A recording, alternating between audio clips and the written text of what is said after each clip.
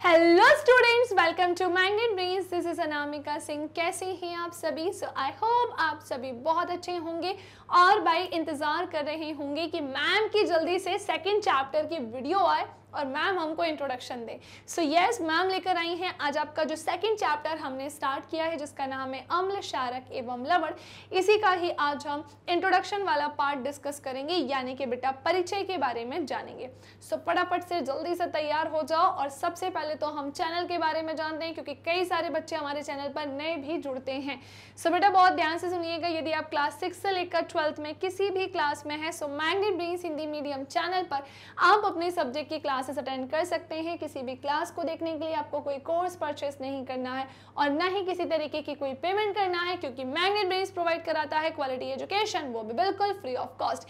इसी के साथ साथ बेटा हम 5 स्टेट बोर्ड कवर कराते हैं, UP board, Bihar board, Delhi board, Rajasthan board और एमपी बोर्ड। और हमारे चैनल पर जितनी भी क्लासेस होती हैं वो सब अरेंज फॉर्मेट में होती हैं, जहां हम बेसिक से लेकर एडवांस लेवल आपका कवर करते हैं एंड आपके सारे डाउट्स करते हैं हम यहाँ पर क्लियर। और सबसे इंपॉर्टेंट चीज़ कि मैम जितनी भी चीज़ें आप हमें अभी पढ़ाने वाले हो उसके नोट्स आपको हमें कहाँ मिलेंगे, आपने जो ये पहले का पढ़ाया है उसके नोट्स कहाँ मिलेंगे। सो बेटा नीचे लिंक दी गई है, वहाँ जाइएगा, डिस्क्रिप्शन बॉक्स से आप उसे डाउनलोड कर सकते हैं। ओके, ई नोट्स और ई बुक दोनों। सो अब हमें स्टार्ट करना चाहिए इंट्रोडक्शन वाले पार्ट की तरफ। हम सबसे पहले चलते हैं, थोड़ा सा बेसिक हम जानते हैं। इस वीडियो में आपको स्पेशली या मेनली ऐसा देखा जाए तो आपको पूरा इंट्रोडक्शन वाला पार्ट ही मिलने वाला है। सो आपने पिछली कक्षाओं में अध्ययन किया होगा कि भोजन का खट्टा एवं कड़वा स्वाद भोजन में विद्यमान क्रमशः अम्ल एवं क्षारक के कारण होता है। जी हाँ, बिल्कुल सही कहा है कि हमने प्रीवियस क्लासेस में ये चीजें पढ़ी हैं। अब आप सोच रहे होंगे कि मैम प्रीवियस क्लासेस इंपॉर्टेंट होती है क्या?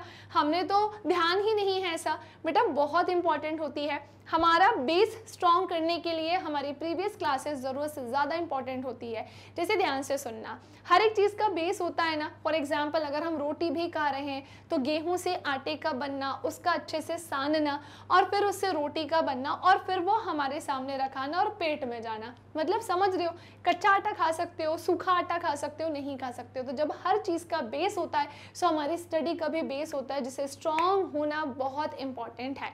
सो यस, प्रीवियस क्लासेस में हमें पढ़ाया है, आपको नहीं ध्यान है तो कोई बात नहीं, मैम आपको पढ़ाएंगे।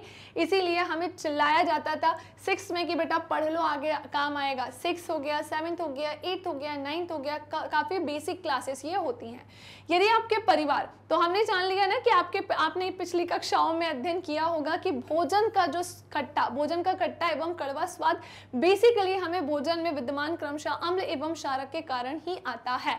क्योंकि अगर हमारा फूड या खाना जो है वो खट्टा है, सो वो जैसे अम्ल का टेस्ट कैसा होता है, खट्टा होता है, जैसे क्षारक का टेस्ट कैसा होता है, कड़वा होता है। इसीलिए हमें इसके बारे में बताया गया है।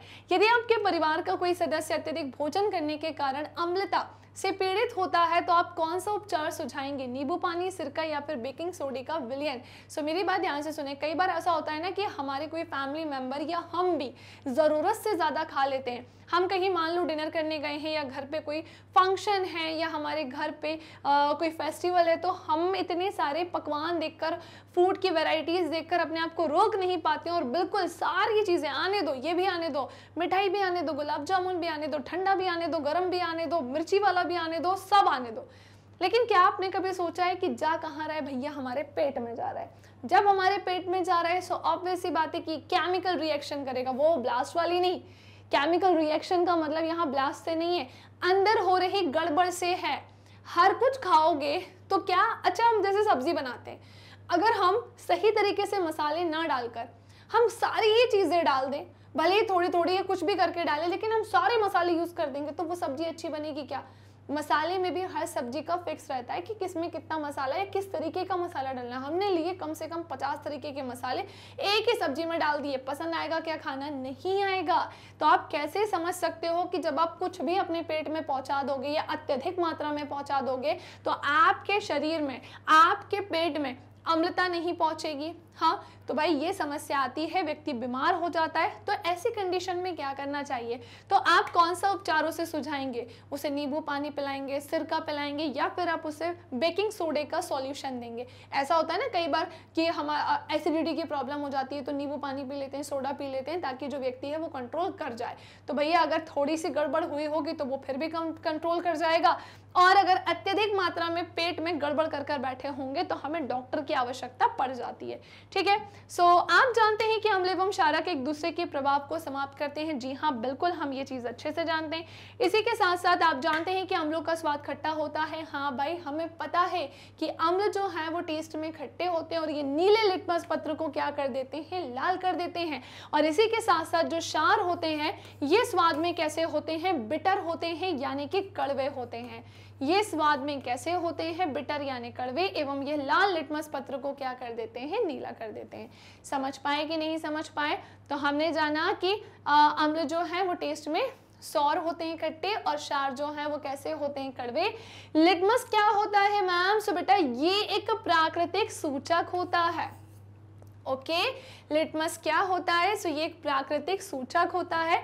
इसी प्रकार हल्दी, टर्मेरिक भी क्या है? ऐसा ही सूचक है। क्या आपने कभी ध्यान दिया कि श्वेत कपड़े पर लगे सब्जी के दाग पर जब क्षारकीय प्रकृति वाला साबुन रगड़ते हैं तब उस धब्बे का रंग भूरा लाल हो जाता है? क्या बोला मैंने आपसे? क्या आपने कभी ध्यान दिया है कि सफेद यानी कि श्वेत कपड़े पर लगे सब्जी के दाग पर जब क्षारकीय प्रकृति वाला साबुन रगड़ते हैं तब उस धब्बे का रंग भूरा लाल हो जाता है। लेकिन ध्यान से सुनिएगा, लेकिन कपड़े को अत्यधिक जल से धोने के पश्चात वह फिर से क्या हो जाता है? पीले रंग का हो जाता है। सो एक्चुअली में होता ये है कि अम्ल एवं क्षारक की अगर हमें जांच करनी है, इसी के साथ साथ अगर हम डिस्कस करें कि अम्ल एवं क्षारक की जांच करनी है, तो इसके लिए आप संश्लेषित सूचक जैसे मिथाइल ऑरेंज हो गया, फेनोल्फ्थालीन हो गया, इनका भी उपयोग कर सकते हैं। और इस अध्याय से हम अम्ल एवं क्षारक की अभिक्रियाओं के बारे में भी क्या करेंगे? स्टडी करेंगे। जैसे ये तो मैं आपको बता ही दूंगी कि अगर अम्ल एवं क्षारक की जांच करनी है तो इसके लिए आप कुछ संश्लेषित सूचक होते हैं, जैसे मिथाइल ऑरेंज हो गया, फेनोल्फ्थालीन हो गया, इनका यूज कर सकते हैं। और इस अध्याय में हम अम्ल एवं क्षारक की अभिक्रियाओं के बारे में भी स्टडी करेंगे, अध्ययन करेंगे। साथ ही दैनिक जीवन में पाई जाने वाली तथा उपयोग में आने वाली बहुत सी रोचक वस्तुओं के बारे में भी इस चैप्टर में हम जानेंगे, क्योंकि डेली बेसिस पर हम एसिड के फॉर्म में, बेस के फॉर्म में, यानी अम्ल और क्षार के फॉर्म में कई सारी चीजों का प्रयोग करते हैं, लेकिन हमें उनके नाम ही नहीं पता होते हैं। लेकिन इस चैप्टर से पता चल जाएंगे, आपको सारी चीजें यहाँ पर समझ में आ जाएंगी। ओके भाई, सो अब हम पढ़ने जा रहे हैं अपना नेक्स्ट एंड लास्ट पार्ट, जो कि है क्या आप जानते हैं। जब आप अपना एनसीईआरटी ओपन करोगे ना बेटा, वहां पर एक आपको अलग से हेडिंग मिलेगी जो कि होगी क्या आप जानते हैं कि। अब इसमें हमें क्या पढ़ना है? कुछ इंपॉर्टेंट चीजें पढ़नी है जो आपके काम आएंगी, जैसे लिटमस विलियन बैंगनी रंग का क्या होता है? रंजक होता है। किसी ने पूछा कि लिटमस विलियन कैसा रंजक होता है, तो ये बैंगनी रंग का रंजक होता है, जो थैलोफाइटा समूह के लाइकेन, हिंदी में जिसे लिचेन लिखा है, पौधे से निकाला जाता है। प्रायः इसे सूचक की तरह ही क्या किया जाता है? उपयोग किया जाता है। लिटमस विलियन जब ना तो अम्लीय होता है और न ही क्षारीय होता है, तब यह बैंगनी रंग का होता है। हमने क्या देखा कि जब लिटमस विलियन ना तो अम्लीय है और ना ही क्षारीय है, तो वो कैसा होगा? बैंगनी रंग का। ओके, बहुत सारे प्राकृतिक पदार्थ होते हैं, जैसे लाल पत्ता गोभी, हल्दी हो गई है, इसी के साथ साथ हाइड्रेजिया हो गया, पिटूनिया हो गया, एवं जेरानियम जैसे कई फूलों की रंगीन पंखुड़ियां किसी विलयन में अम्ल एवं क्षारक की उपस्थिति को क्या करती हैं? सूचित करती हैं। इसी के साथ साथ इन्हें अम्ल क्षारक सूचक, या कभी कभी भाई इसे हम केवल सूचक के नाम से भी जानते हैं। क्लियर? ये बहुत छोटी छोटी सी कहानी थी बेटा जो हमने अभी जानी। आज के लिए इतना ही। आई होप कि आपको क्लियर हो गई होंगी सारी चीजें। वीडियो को लाइक शेयर करना नहीं भूलना है, एंड वेरी इंपॉर्टेंट, चैनल को सब्सक्राइब करना है यदि अभी तक नहीं किया है। तो आप हमारी क्लासेस बेटा YT पर लाइव आकर ले सकते हैं। एप्लीकेशन के थ्रू भी आप हमसे जुड़ सकते हैं, क्योंकि मैग्नेट ब्रेन से India's number 1 100% free online education platform. साथ ही साथ बेटा आप वेबसाइट के थ्रू भी हमसे जुड़कर हमारी क्लासेस अटेंड कर सकते हैं। ई नोट्स और ई बुक की लिंक आपको कहाँ मिलेगी? नीचे डिस्क्रिप्शन बॉक्स में।